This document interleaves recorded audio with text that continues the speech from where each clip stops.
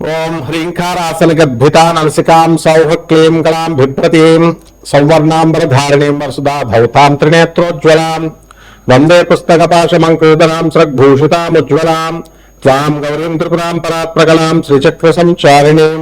ఓం శ్రీ దుర్గామలీశ్వరాభ్యాం నమః. మనకి ఒక్కొక్కళ్ళు ఒక్కొక్క వృత్తి చేస్తూ ఉంటారు.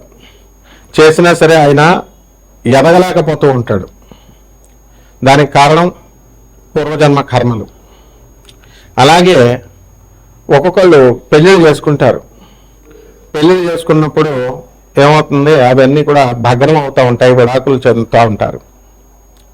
కాబట్టి ఇలా ఒక ఉద్యోగంలో చేరినటువంటి వ్యక్తి అతనికి ప్రమోషన్స్ లేకపోవడం, ఎదుగుదల లేకపోవడం, ఈ రకంగా మనకి ఇవన్నీ కూడా ఉంటాయి. దీని అంతటికీ కారణము పూర్వజన్మ కర్మలు.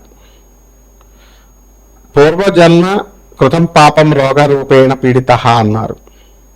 కాబట్టి రోగాలలో కూడా మనం అనుకుంటూ ఉంటాం ఏంటంటే, చాలాసార్లు మనకి ఈ రోగం వచ్చిందండి, ఏ జన్మ పాపమో అని అనుకుంటూ ఉంటాం. కాబట్టి మనకి ఈ రోగం ఇప్పుడు ప్రస్తుతం తాత్కాలికంగా మనకు ఇప్పుడు వచ్చింది, తగ్గట్లేదని ఆవేశపడతాం. డాక్టర్ల దగ్గరికి వెళ్తాం, ప్రయత్నాలు చేస్తాం. కొన్ని దీర్ఘకాలిక రోగాలు ఉంటాయి. ఆ దీర్ఘకాలిక రోగాలు నయం కాకపోవడం అనేటటువంటిది కేతుగ్రహ ప్రభావం. ఈ రకంగా మనము ఈ ఉద్యోగంలో ఎదుగుదల లేకపోయినా, లేకపోతే వివాహాలు భగ్నం అవుతున్నా, వివాహాలు కొంతమంది కాపురాలు చేసుకుంటూ ఉంటారు, కానీ వాళ్ళకి సరైనటువంటి సంసారం ముందుకు వెళ్ళదు. అలాగే సంతానం లేకపోవడం, సంతానం కలగకపోవడం, ఇవన్నీ కూడా ఉంటాయి. దీనికి సర్పదోషాలని, కాలసర్పదోషాలని, తర్వాత ఈ యొక్క కేతు దోషాలని ఈ రకంగా మనం చెప్పుకుంటూ వస్తాం. అయితే చాలామంది ఏం చేస్తూ ఉంటారు, ఈ సర్ప ప్రతిష్ట, నాగ ప్రతిష్ట అని చెప్పి వేల రూపాయలు తీసుకుంటూ ఉంటారు. తీసుకోవచ్చు, డబ్బులు తీసుకోవచ్చు, కానీ సర్ప ప్రతిష్ట చేసిన తర్వాత నీకు నయమైందా లేదా అది కావాలి. ఒక ఆమె బ్యాంక్ ఎంప్లాయీ మొత్తం 3.5 లక్షల రూపాయలు ఖర్చు పెట్టిందంట. ఖర్చు పెట్టి ఏమంటది, లాస్ట్కి ఈ యొక్క సర్ప ప్రతిష్టలు ఇవన్నీ చేశారు, నేను అప్పుల పాలు అయిపోయానండి, నేను అప్పులు చేసుకొని వచ్చానండి అని అంటుందన్నమాట. ఆ విధంగా ఈ యొక్క సర్ప ప్రతిష్టలు ఇవన్నీ కూడా చేయడం జరుగుతుంది. కాబట్టి ఈ యొక్క దీనికి ఏంటి కావాలి అంటే, సుబ్రహ్మణ్యేశ్వర స్వామి వారి యొక్క ఆరాధన, ముఖ్యంగా ఓం శరవణ భవ అనేటటువంటి మంత్ర జపం చేసుకోవాలి. కాబట్టి మనము ఈ యొక్క కాలసర్ప దోషాలు, మంగళ దోషాలు, శని దోషాలు, ఈ అనంతాది నవకుల నాగదేవతల పూజలు, ఇవన్నీ కూడా మనం చేసుకోవాల్సినటువంటి అవసరం ఉంది. అది ఇంట్లోనే చేసుకోవాలి, ఒకళ్ళు చేసేది కాదు. అది నీకు ఆకలేస్తే నువ్వు తినాలి, పక్కవాడు చేసేది కాదు. ఈ రకంగా మనకి జ్యోతిషంలో ఉన్నటువంటి గ్రహాల యొక్క స్థితిగతులను బట్టి మనకి అర్థమవుతూ ఉంటుంది. గురువు రాహుతో కలిసిన, కేతువుతో కలిసిన గురు చండాల దోషము, దైవం పైన మనకి ఈ యొక్క భక్తి అనేటటువంటిది కొంతకాలం ఉంటుంది. దానికి చెడగొట్టడానికి ఎవడో ఒకడు వస్తూ ఉంటాడు. అలాగే నమ్మక ద్రోహులైనటువంటి వాళ్ళు స్నేహితులుగా రావడం, ఇలాంటివన్నీ కూడా జరుగుతూ ఉంటాయి. కాబట్టి మనం చేయాల్సినటువంటి పనులు ఏంటంటే, మనము రవి కేతువుతో ఉంటే పితృదోషాలని, ఈ పితృదోషాలన్నీ కూడా మళ్ళీ పరిహారం కోసం పితృదోష మోక్షనారాయణ బలి పూజ, ఇవి అన్ని లక్షల రూపాయల్లో వీళ్ళు దోచిపడేస్తూ ఉంటారు. కాబట్టి మనం చేయాల్సినటువంటిది ఏంటంటే, కేవలము గురువు యొక్క అనుగ్రహముతో మాత్రమే మనకి ఇటువంటి దోషాలు పోతాయి. ఇటువంటి హోమాల వల్ల, యజ్ఞాల వల్ల, వీటి వల్ల ఏమీ ప్రయోజనం ఉండదు. కేవలం వాళ్ళ మాటల గారడీతో వాళ్ళు చెప్తూ ఉంటారనమాట. ఇలా 1,00,000 రూపాయలు బండి మేము 10 మంది పంతులు గారులను పెట్టి, లేకపోతే 4 పంతులు గారులను పెట్టి మేము చేస్తున్నాం. నీకు రిజల్ట్, అవుట్కమ్ అనేటటువంటిది, అవుట్పుట్ అనేటటువంటిది అవసరం. ఈ రకంగా మనకి గ్రహాలన్నీ కూడా ఈ తండ్రి అనారోగ్యం వల్ల, లేకపోతే తండ్రి యొక్క సలహాల వల్ల వీళ్ళు నష్టపోవడాలు, ఇలాంటివన్నీ కూడా తండ్రి సలహాల వల్ల లేదా తల్లి సలహాల వల్ల మనం నష్టపోవడాలు, ఇలాంటివన్నీ కూడా జరుగుతూ ఉంటాయి. తండ్రి నష్టపోవడం వల్ల ఏమవుతాయంటే అండి, తండ్రి సలహాల వల్ల నష్టపోవడం అనేటటువంటిది మనకి పితృదోషం. అలాగే చంద్రుడు స్ట్రాంగ్గా ఉండకపోయినా మీకు ఏమవుతుంది, మాతృదోషం అనేటటువంటిది ఏర్పడుతుంది. కాబట్టి మనం చేయాల్సినటువంటి పని ఏంటంటే, ఈ మనము సాధన అనేటటువంటిది మనం చేసుకోవాలి.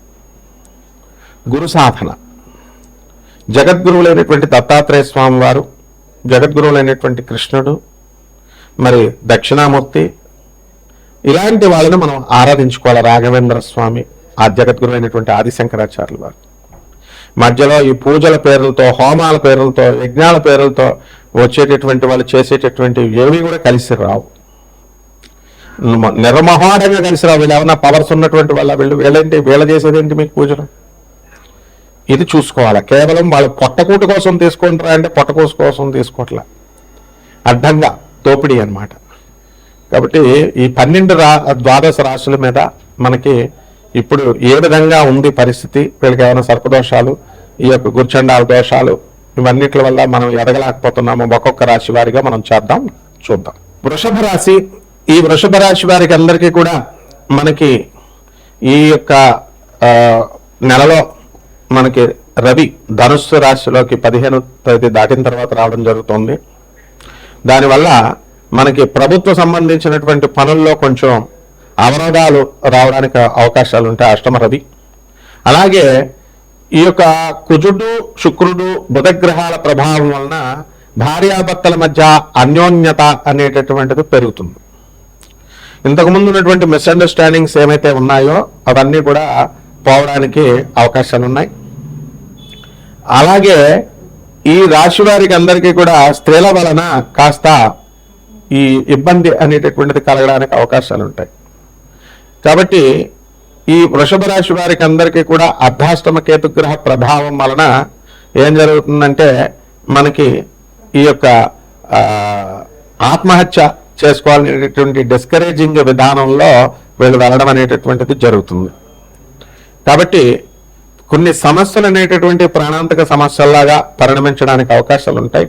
కాబట్టి వ్యవహారంతో జాగ్రత్తగా దైవారాధనతో వీళ్ళు ముందుకు వెళ్లాల్సినటువంటి అవసరం ఉంది.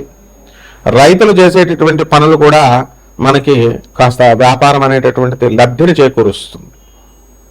అదేవిధంగా ఈ యొక్క శని లాభస్థితిగతుడై ఉన్నాడు.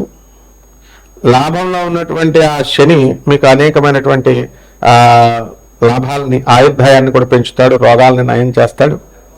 అదేవిధంగా ఈయన ఏం జరుగుతుందంటే, ఇనుము సంబంధించినటువంటి ఇండస్ట్రీస్ ఏవైతే ఉన్నాయో అవి, టాటా స్టీల్స్ ఇలాంటి కంపెనీస్లో పనిచేస్తున్నటువంటి వాళ్ళందరికీ కూడా ప్రమోషన్స్ రావడానికి అవకాశాలు ఉన్నాయి. అలాగే వ్యాపార జీవిత భాగస్వామితోనే కాకుండా వ్యాపార భాగస్వామితో కూడా వీళ్ళకి అనేకమైనటువంటి సమస్యలు రావడానికి అవకాశాలు ఉన్నాయి. కాబట్టి చాలా జాగ్రత్తగా ఉండాలా. అండ్ వృషభ రాశి వారికి ఆదాయాలు బ్రహ్మాండంగా పెరుగుతాయి. ఈ నెలలో సంపద అనేటటువంటిది మీకు బంగారం అంతా కూడా తాకట్టు పెట్టినవన్నీ కూడా మీకు అవన్నీ కూడా విడిపించడం అనేటటువంటిది జరుగుతుంది.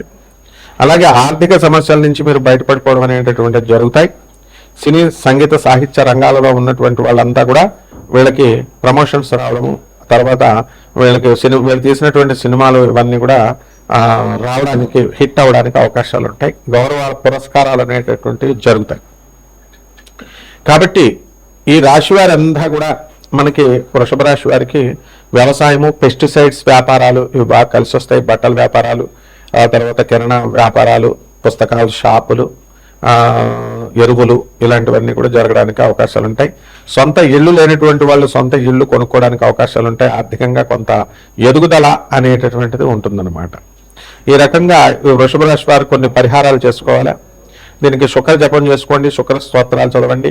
శుక్రుడికి కిలోంపావు ఈ యొక్క బొబ్బర్లని తెలుపు రంగు వస్త్రాల నుంచి పేద బ్రాహ్మడికి మనము శుక్రవారం నాడు దానం చేసుకోవాలా.